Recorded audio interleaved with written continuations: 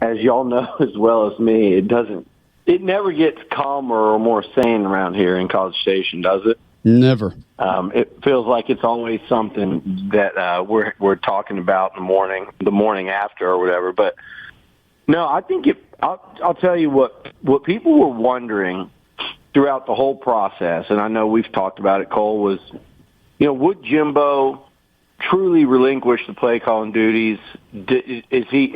And the thing that encouraged me from the outset was I was hearing that, the candidates that they talked to, whether they were primetime candidates or just, cursory early stage guys, he made it real clear that the game in his mind, the job, not the game, the job had changed so much being a head coach in college football that he felt like it was time for him to step away from that and kind of relinquish those play calling duties.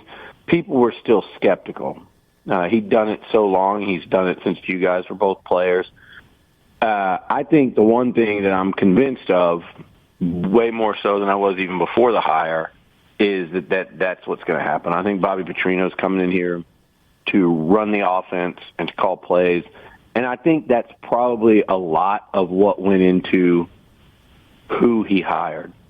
Young, hotshot, up-and-comer that's maybe further to the other side of the spectrum of Jimbo in terms of philosophy and style. I was always skeptical whether or not that would work.